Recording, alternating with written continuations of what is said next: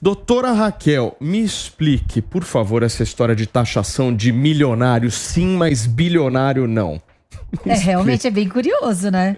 E retrocederam, ou seja, colocaram essa pauta, colocaram para ver se haveria um apelo popular. E, curiosamente, o PT, que representa a maioria popular, retrocedeu, recuou e disse que no momento não é o que irá ser feito. Em contrapartida, produtos abaixo de $50, que a gente sabe, a famosa Shein, né? Aqueles produtos que a galera compra e tinha acesso a marcas rápidas, né?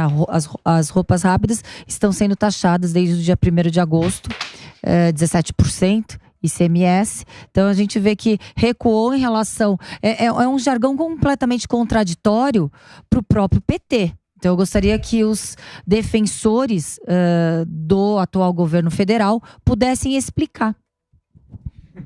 Muito bem. O que você acha, Márcio? Você está fazendo uma indireta ao Márcio, é isso? Pelo que eu entendi ou não? Eu acho uma cutucada? Pessoal. Uma bela cutucada, hein, Márcio?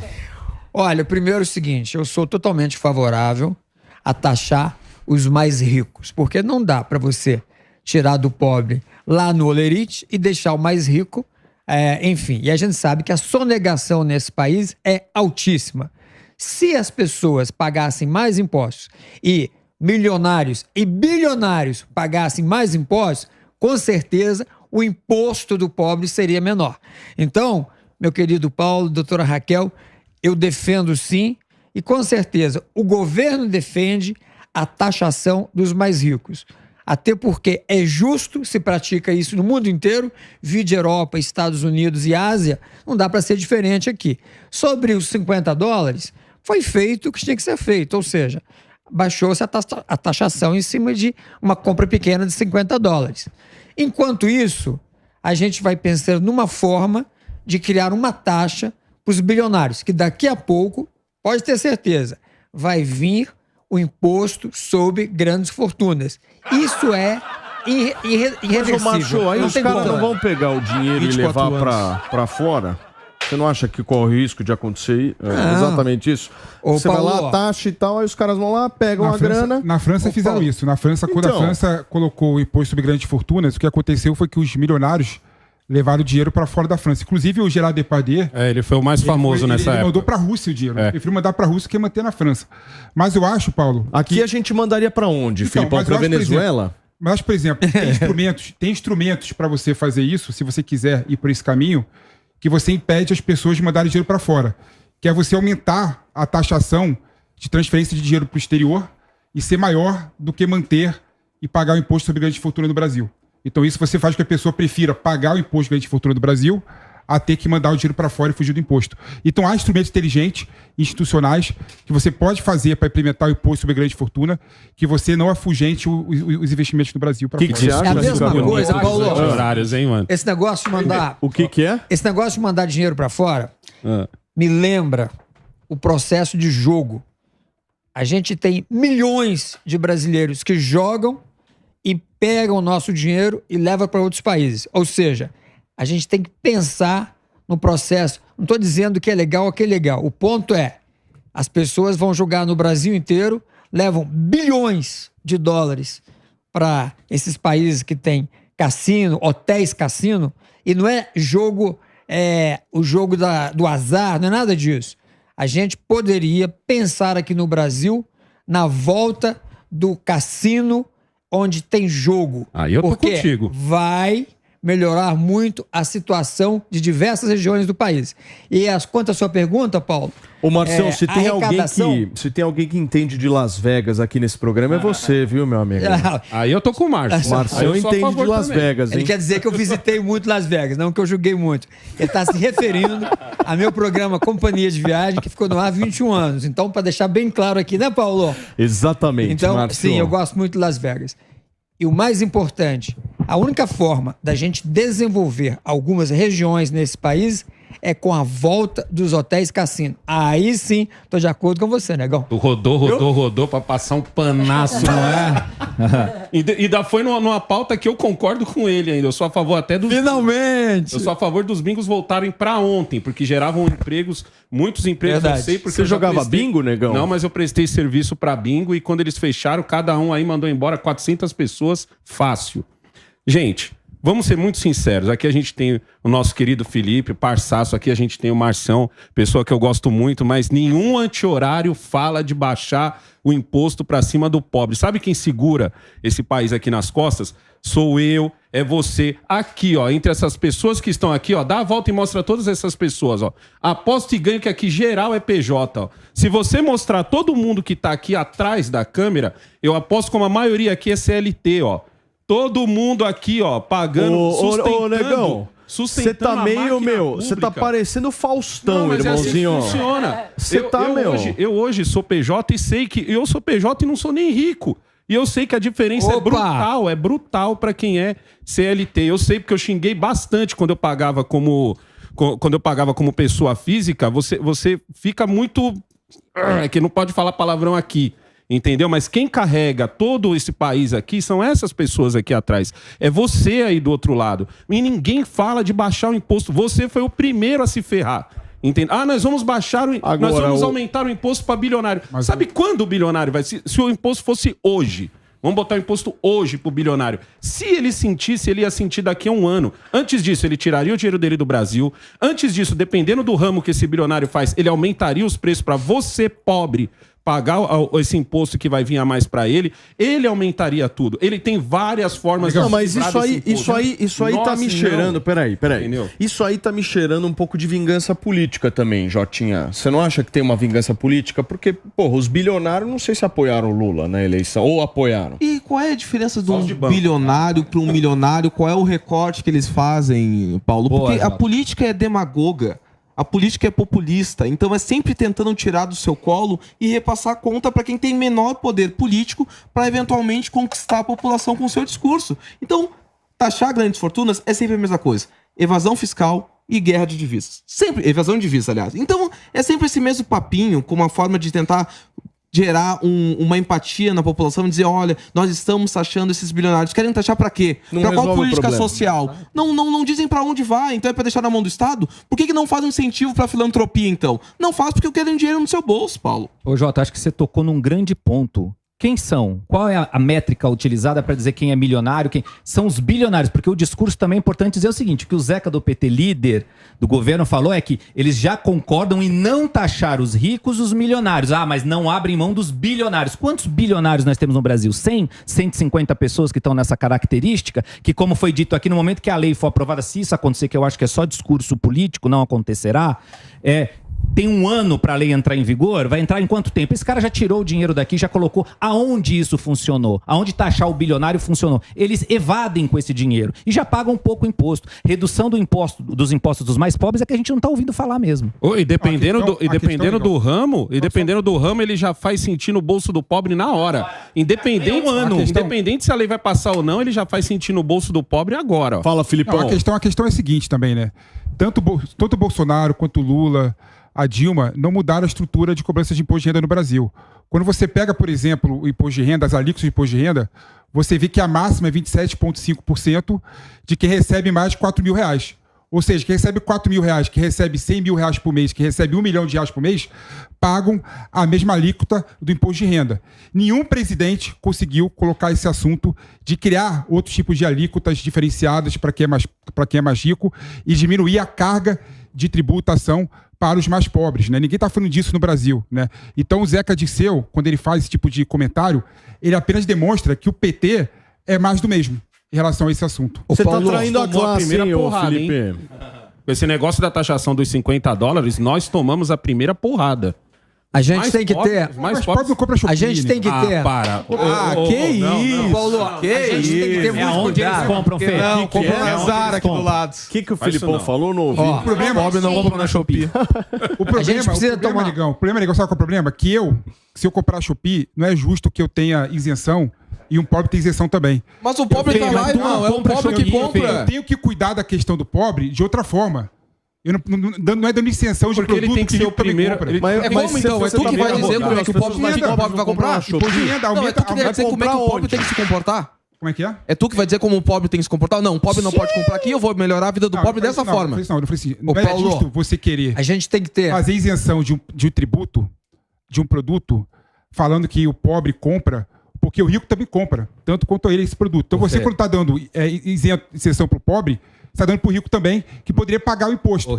Então a forma de você dar... $50. A forma de você dar justiça... Qual é a isenção tributária? Ô Felipe, quando a gente viaja para o exterior e a gente volta ao Brasil, você viaja ao exterior, e muitos aqui também viajam, quando a gente volta, quanto que a gente pode trazer de produtos importados sem pagar imposto? Aumentou para R$10 mil, né, agora, né?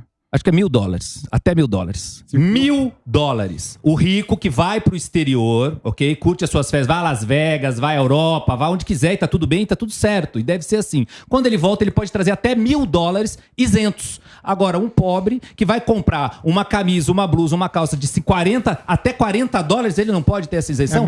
E eu não tô nem dizendo que é correto de fato, entende? Talvez tenha que se rediscutir isso, assim, porque isso também pode desindustrializar a indústria brasileira.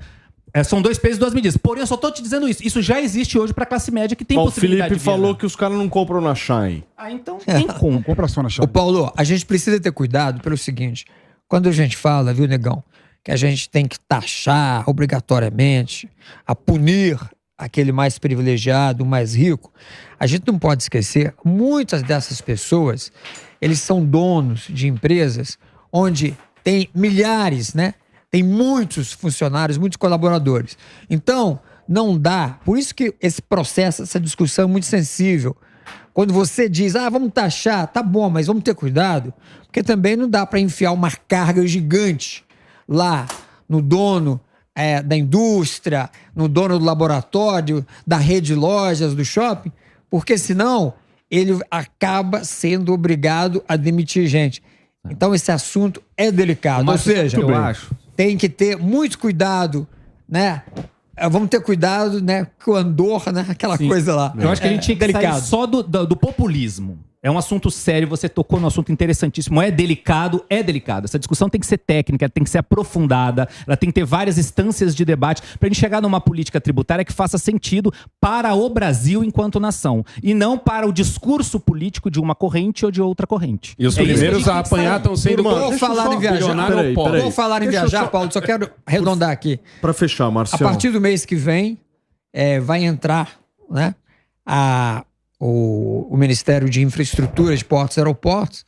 As pessoas vão poder comprar passagem por R$200, pessoas que têm baixo rendimento, e muita gente, mais 2 milhões de pessoas, vai conseguir viajar com essa tarifa de R$200 que vai ser implementada agora no mês que vem.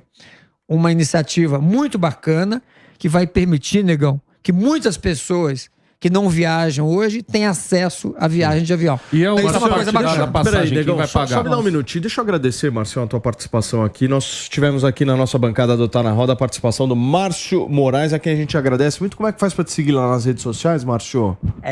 Companhia de Viagem by Márcio. Boa, obrigado, Marcião. Valeu. Daqui a pouquinho tem o advogado Fábio Tavares que vai entrar pra participar aqui da nossa roda. Você queria falar, negão? Não, o que eu quero entender é o seguinte. Beleza, vamos taxar os bilionários. Beleza, vamos deixar os ricos em paz e os milionários quietos, vamos pegar só os bilionários. Mas quem se ferrou primeiro?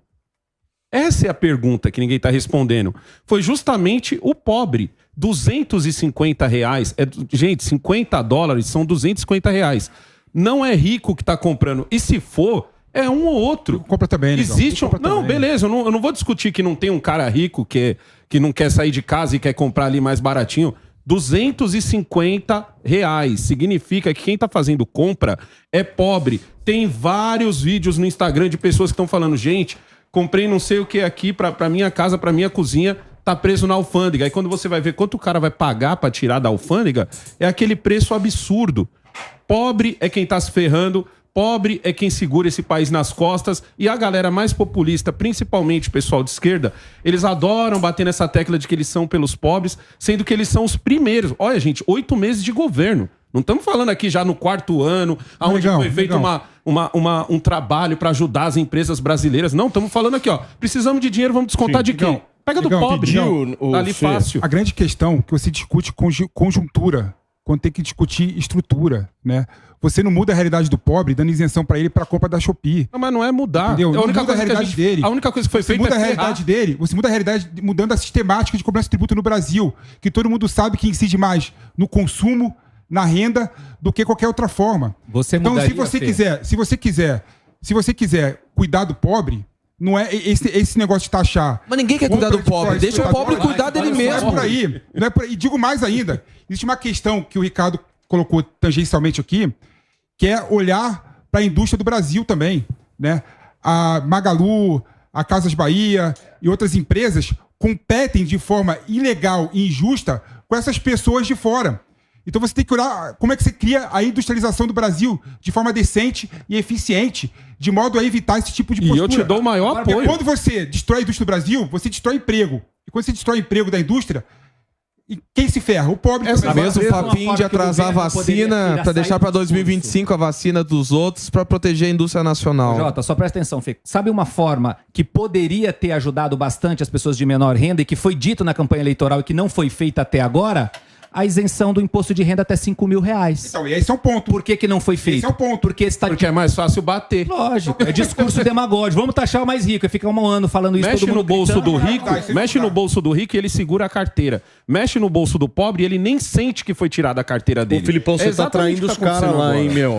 Esse teu discurso tá muito mais de direita do que de esquerda. É de esquerda? É de esquerda, desenvolvimentista. É de um social-democrata articulado e organizado. Tucaninho. Bate até que fura. Deixa eu receber aqui o nosso Fabião, que acabou de chegar na roda. Tudo bem, Fabião? Paulo, boa tarde, queridos convidados, amigos. É sempre um prazer estar aqui com vocês, principalmente um dia tão especial, o Dia dos Pais. Você tem filhos? Eu tenho uma pequena de 12 anos. Um enorme beijo pra Nicole Tavares, minha princesa que eu amo tanto. Escuta, o que você achou aí da fala do Filipão? Vamos entrar fogo no Felipe. O Filipão, eu tenho um carinho muito grande por ele, né?